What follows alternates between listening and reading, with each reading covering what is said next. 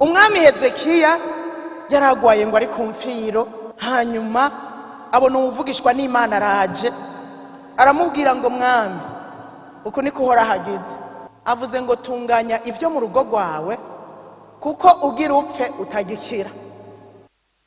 Nk'ubu ari wowe ubibwiwe woca ugira gute? Hariho uwoca ayidedura agakoma induru mugabo atari karasenga, hariho n'uwundi kumbure yoca avuga ngo nabara n'ubundi narindushe nabona ko ingwara indembeje ngeze kure. Umwami Hezekiya ngo aca ubwo nyene Yesaya agiheza kubimubwira ngo aca ahindukirira urusika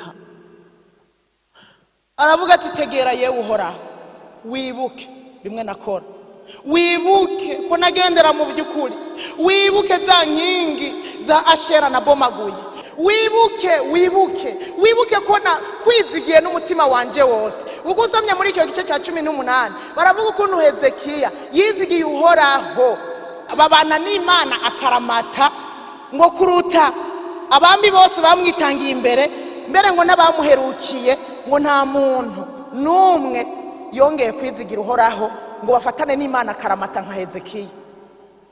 Aravyibutsa Imana vyose ariko ararira. Bibiliya iravuga ngo ararira cyane.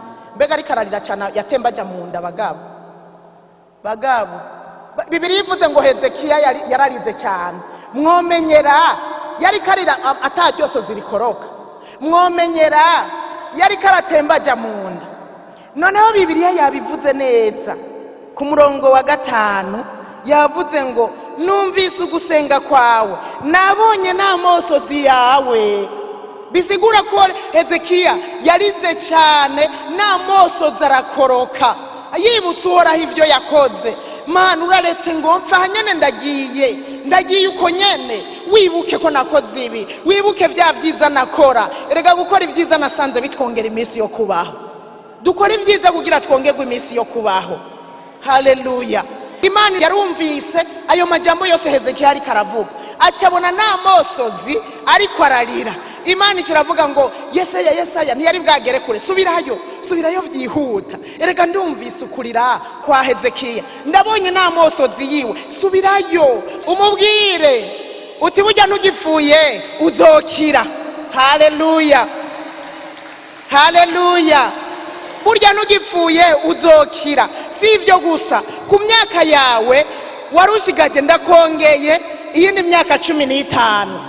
Si ivyo gusa, oya nibihereye aho ntuzogumura ikimuga, uzoca uhaguruka uje mu rusengero rw'uhoraho.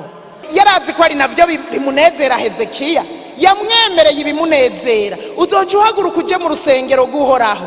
Si ivyo gusa, mbere n'iki gisagara urimo hari abansi bari babahanamiye, nzokizigama. Kurira birakora ku mutima w'Imana, amosozi arakora ku mutima w'Imana. Ndakubwire arakora ku mutima w'Imana.